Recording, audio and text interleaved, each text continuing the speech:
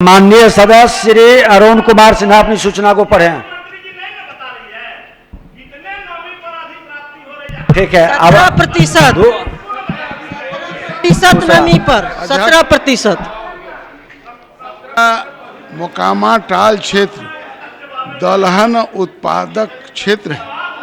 बाढ़ तथा बरसात का पानी इस क्षेत्र में जमा होने के बाद 3-4 वर्ष पहले तक रबी बुआई के पूर्व निकल जाता था, लेकिन इस टाल क्षेत्र में गाद जमा होने के कारण पिछले 3-4 वर्षों से रबी फसल की बुआई के पूर्व पानी नहीं निकलने के कारण लगभग 30,000 हेक्टेयर जमीन में दलहन की बुआई नहीं हो पा रही है, जिससे इस क्षेत्र के हजारों लघु तथा सीमांत किसानों और उसके परिवार को भुखमरी का सामना करना पड़ रहा है और उनके आजीविका का संकट उत्पन्न हो रहा है।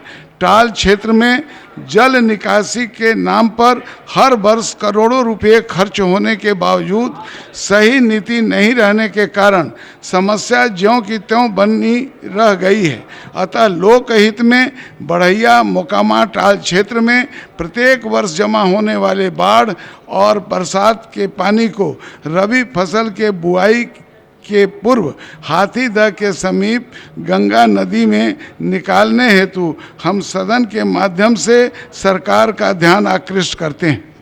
माननीय मंत्री जल संसाधन विभाग। माननीय अध्यक्ष महोदय, मोकामा बरहैया टाल क्षेत्र सहित संपूर्ण टाल क्षेत्र, जिसका क्षेत्रफल 1,06,200 हेक्टेयर में मानसून अवधि में वर्षा का पानी दक्षिण बिहार के नदियों का जल एवं गंगा नदी के बाढ़ का पानी जो बैक वाटर टाल क्षेत्र में भर जाता है। टाल क्षेत्र के जल की निकासी हेतु एकमात्र मार्ग हरोहर नदी है। मानसून के बाद गंगा के जलस्तर में कमी होने पर टाल का पानी हरोहर नदी के माध्यम से क्यूल नदी होते हुए गंगा में जाता है। टाल से पानी शीघ्र निकालने हेतु हरोहर नदी एवं क्यूल नदी के संगम पर प्रत्येक वर्ष ड्रेजिंग कराया जाता है।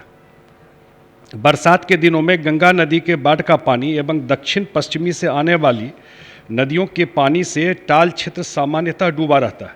इस कारण टाल क्षेत्र के अधिकांश भूभाग में खरीफ की खेती नहीं हो पाती है, परंतु रबी के बुआई के पूर्व समय जल निकासी हो जाने के पश्चात टाल क्षेत्र में चना, मसूर, मटर, अरहर इत्यादि दलहनों की अच्छी पैदावार होती है। टाल क्षेत्र में गंगा के बैक वाटर को प्रवेश से रोकने, जल प्रवाह को नियंत्रित करने एवं बेहतर जल प्रबंधन के लिए बाढ़ प्रबंधन योजना के तहत 188.50 करोड़ रुपए लागत से कई योजनाओं का कार्यान्वयन किया जा रहा है, जिसमें हरोहर नदी में लखीसराय जिला के लखीसराय प्रखंड के अंतर्गत बालगुदर ग्राम के पास एंटी फ्लड स्लुइस सह रेगुलेटर का निर्माण कार्य प्रगति पर है एवं डुमना सोता, खनुआ सोता, गायघाट सोता एवं लगड़ी सोता में एंटी फ्लड स्लुइस का निर्माण कार्य पूरा कर लिया गया है। और जो एक बालगुदर वाला बचा हुआ है उसमें थोड़ा सा लैंड एक्विजिशन का इशू था, वो पैसा 9 करोड़ चला गया है और इस बार मानसून सीजन से पहले उसका स्ट्रक्चर का काम कंप्लीट हो जाएगा और उसके बाद गेट लग जाएगा बालगुदर में, तो ये काम पूरा हो जाएगा अगले मानसून से पहले। इसके अलावा दिनांक 8/9/2020 को मंत्री परिषद की बैठक में 1178.50 करोड़ रुपए की लागत से परियोजना स्वीकृति की गई, जिसके अंतर्गत निम्नांकित कार्य कराए जाएंगे। पहला, मुहाने गोइठवा एवं जिरैन नदी पर कुल 3 बराज का निर्माण। दूसरा, विभिन्न स्थलों पर कुल 11 बियर का निर्माण। तीसरा, विभिन्न स्थलों पर कुल 56 चेक डैम का निर्माण। टाल क्षेत्र के अंतर्गत 74 अदद पैनों का तल सफाई कार्य के साथ 225 अदद कलवर्ट का निर्माण कार्य। पटना जिला अंतर्गत बाढ़ सरमेरा रोड पूरन बिघा कोंदी से घोसवरी होते हुए हरोहर नदी के बाएं किनारे बलगुदर घाट तक बांध एवं एंटी फ्लड स्लुइस का निर्माण।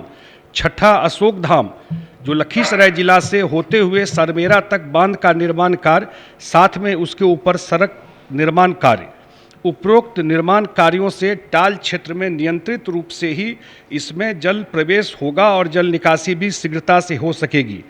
इस वर्ष हरोहर और क्यूल नदी के मुहाने पर गाद हटाने हेतु बाढ़ अवधि के बाद लगातार ड्रेजिंग कराने के कारण टाल क्षेत्र के अधिकांश भूभाग से जल की निकासी हो चुकी है। कुछ गहरे भूभाग में आंशिक रूप से जल जमाव है, जिसका उपयोग कृषकों द्वारा सिंचाई हेतु किया जाता है। वर्ष 1972 से वर्ष 2017 तक 40 वर्षों के उपलब्ध आंकड़ों के अनुसार 15 अक्टूबर तक सामान्यतः गंगा नदी का जलस्तर टाल क्षेत्र के न्यूनतम बेड लेवल से भी अधिक पाया गया। वर्तमान में गंगा नदी का जल स्तर हाथीदह गेज स्थल पर 36.69 मीटर है तथा टाल क्षेत्र के अधिकांश क्षेत्रों से जल की निकासी हो चुकी है।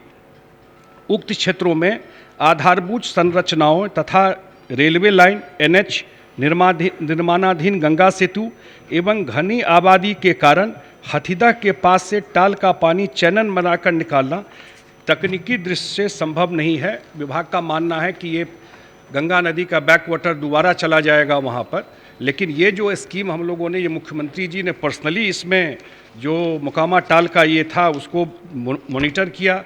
वहाँ के कृषक समितियों से, किसानों से लगातार 3 साल तक बात होता रहा और उनके भी जो सुझाव आए उसके बैकग्राउंड में फिर ये स्कीम बनाया गया और लगभग ये टेंडर भी फाइनल हो गया। जल्दी काम इस पर शुरू हो जाएगा।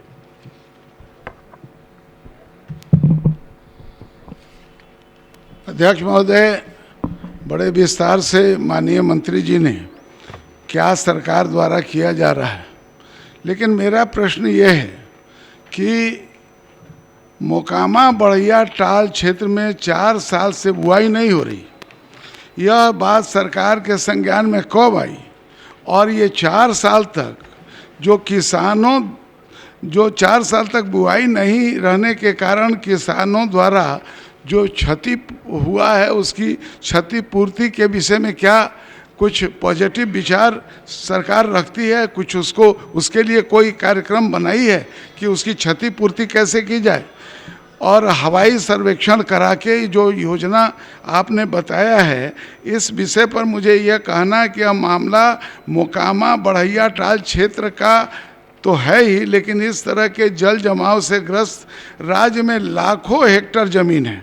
मोकामा बढ़ैया टाल क्षेत्र सहित सभी जल जमाव ग्रस्त कृषि भूमि को जल जमाव से मुक्त करने हेतु सरकार क्या कोई विशेष समिति का गठन करेगी ताकि मोकामा बढ़ैया टाल सहित अन्य जल जमाव क्षेत्रों की स्थिति का अध्ययन कर और जल्दी से जल्दी, 4-5 साल हो गया, अभी कितना समय, कोई समय सीमा निर्धारित करेगी कि कब तक ये कठिनाई दूर हो पाएगी? माननीय मंत्री। आदरणीय अध्यक्ष महोदय, मैंने बताया कि ये 3 साल तक लोगों से कंसल्टेशन होता रहा वहीं पर, और ये स्कीम सैंक्शन हो गया है 2020 में, टेंडर हो गया है, इस पर काम शुरू हो जाएगा। और हम लोग को लगता है कि मुख्यमंत्री जी भी खुद भी मॉनिटर करते रहे हैं, हम लोग जानते हैं, और ये समय अब ये पूरा हो जाएगा। और एक मैं बलगोदर घाट का बताया, उसका बचा हुआ काम इन्होंने जो उठाए पूरा प्रश्न कि जो क्षति हुआ 3-4 साल से बुआई नहीं हो रही है, तो ये क्षति तो अब आप जल संसाधन से, ये से तो नहीं किसी है। और आपदा से अगर उसका कुछ माननीय हो सकता मंत्री है। जी। हाँ बोलिए। मैं माननीय मंत्री जी को टाल क्षेत्र से जल जमाव की समस्या निकालने के लिए जो सरकार ने 1178 करोड़ रुपए की योजना बनाई है और सकारात्मक जवाब आया, इसके लिए धन्यवाद देता हूं। लेकिन कुछ एक चीज़ें जोड़ना चाहता हूं। हमारा राज्य और देश दोनों कृषि प्रधान राज्य है, तो एक प्रश्न जो है कि किसानों को 3-4 वर्षों से बुआई नहीं हुई तो मुआवजा का एक विषय है।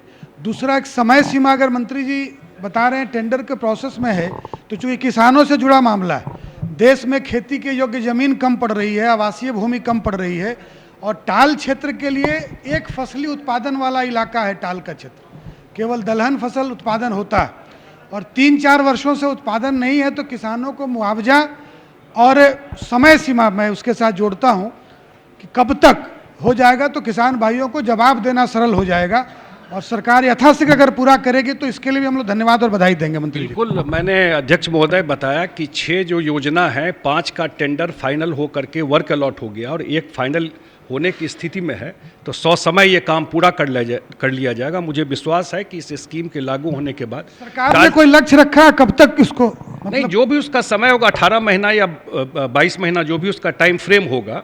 अभी तो टेंडर फाइनल हो करके 6 में 5 अलॉट हो गया, 6 काम में। एक काम का टेंडर शायद दोबारा करना पड़ रहा है, तो वो भी जल्दी ही फाइनल हो जाएगा, माननीय टाइम पे काम मंत्री पूरा जी, हो जाएगा।